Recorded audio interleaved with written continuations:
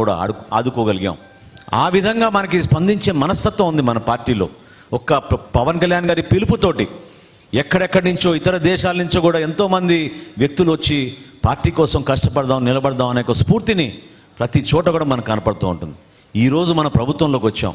కూటమి ప్రభుత్వంలో మనం ఒక భాగస్వాములుగా గర్వంగా రాష్ట్రానికి ఉప ముఖ్యమంత్రి మన పవన్ కళ్యాణ్ గారు మన పార్టీ అధ్యక్షులుగా నిలబడినందుకు మనందరం కూడా ఒక మంచి నాయకత్వం, కలిసి పనిచేయాలి.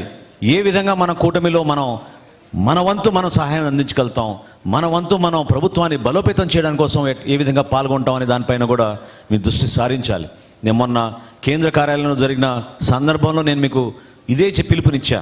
దయచేసి మీరందరూ కూడా మీరు వారధులు, సామాన్యులు ఎదుర్కొన్న సమస్యలపైన స్పందించే మనస్తత్వం ఎక్కువ మన జన సైనికులకు ఉంటుంది. కాబట్టి మీరు సమాజానికి వారధులుగా, పార్టీ ఈరోజు ప్రభుత్వంలో ఉంది కాబట్టి దయచేసి మీరు కొంతవరకు ఈ సబ్జెక్ట్స్ పైన అవగాహన తెచ్చుకోండి. అవి స్థానికంగా ఉన్న చిన్న చిన్న సమస్యలు ఉండొచ్చు.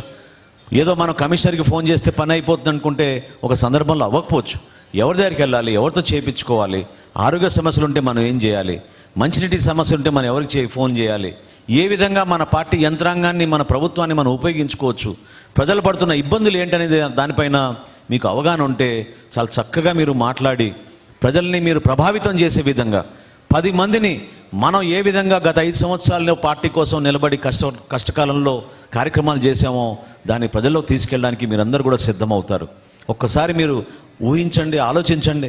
నిజంగా నన్ను అన్నిటికన్నా కదిలించే సంఘటన ఏంటంటే, మనం మచిలీపట్నంలో ఆ రోజున ఆవిర్భావ దినోత్సవానికి మనం ప్రిపేర్ అవుతూ ఉంటే, ఇప్పటంలో జరిగే సభకి ప్రిపేర్ అవుతూ ఉంటే, ఎక్కడో ఒంగోలు నుంచి ఒక మేస్త్రి వచ్చి ఆ రోజు ₹1,00,000 ఆర్థిక సాయం నాకు అందిస్తే పవన్ కళ్యాణ్ గారికి అందించండి జనసేన పార్టీ కోసం అంటే ఏం చేస్తారని నేను అడిగాను మిమ్మల్ని. అంటే ఇట్లా చిన్న మేస్త్రి పని చేసుకుంటూ ఉంటాను, నా దగ్గర 10 మంది పని చేస్తారని చెప్పారు. అది అయినాక తన కుటుంబ సభ్యులతో ఫోటో తీసుకుంటానని అడిగితే ఆ కుటుంబాలని చూసి, నేను వాళ్ళిద్దరు బిడ్డల్ని చూసి ఆ డబ్బు ఆయనకి రిటర్న్ చేసి దయచేసి ఆ బిడ్డల్ని చదివించుకోవడానికి ఉపయోగించుకోండి, నేను చెప్తాను పవన్ కళ్యాణ్ గారి మీ గురించి అంటే ఆయన అన్న మాట మనందరికీ స్ఫూర్తిదాయకం.